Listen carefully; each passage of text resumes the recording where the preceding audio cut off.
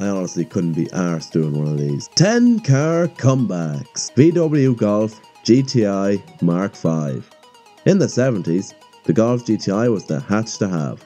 It was cheap, fast and fun. However, as the years went by, the GTI got heavier and slower, up until the Mark IV, a car which was slower to 60 than the Mark I. Happily, the Mark V was our return to form. It was fast, very fun, handsome, and everything which the Mark IV wasn't. The GTI has only gotten better since the Mark V. Mini Cooper. In 2001, the Mini's reign of excellence was over. Little did we know that there was more to come. When BMW bought Mini in 2001, the Cooper was released. It was a more sensible approach to the classic, while keeping most of the classic Mini's charm. Since then, the Cooper has been a hit. Ford GT. In 1966, the Ford GT dominated Le Mans. After winning 3 times in a row, the GT40 just vanished. 40 years after the GT40 won Le Mans, the GT was released. It was stunning, fast and awesome. Ford truly went back to their roots on this one. It was loved by fans, just like the new one.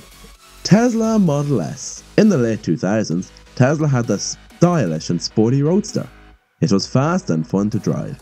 However, there is a very small market for electric sports cars, so sadly the Muskmeister had to sell out and released the high-performing Model S. It changed the way people looked at Tesla and electric cars. Chevrolet Camaro Mark V. In the 60s, Chevy had the fast and loud Camaro to eat the Mustang. It was a big hit. However, as time progressed, fewer people bought the Camaro, and so it lost its roar. In 2002, the Camaro was killed off, but in 2010, the Camaro returned for a 5th generation. It was fast, attractive and sellable. Today, the Camaro sells very well in the States. Jaguar XF. In the early 2000s, Jaguar had the stunning X-Type and the beautiful S-Type. Jaguar were a parts bin special. That all changed when the sleek XF was released. It was a true rival to the Germans, and it still holds its strength today. It turned the brand around big time, increasing profits for many years to come. McLaren MP4 12C. After the F1 ceased production, McLaren chose to focus on racing rather than road cars. In 2010, this changed when the MP4 12C was released. It was cheaper and apparently better than the Ferrari 458, but people still preferred the Ferrari. But anyway, the 12C paved the way for future McLaren road cars, such as the P1 and the 720S. Ferrari 355. After Enzo's death, Ferrari was in trouble. The cars were met to say the least, and the money simply wasn't rolling in. Happily, the table turned when the 355 was released. It was fast, sexy, and a moneymaker. People bought up the Maranello magic, and things have only gotten better. Toyota GT86. Once the Supra was killed off, Toyota lost their magic. Every car they made worth talking about was gone, and instead we got the Prius.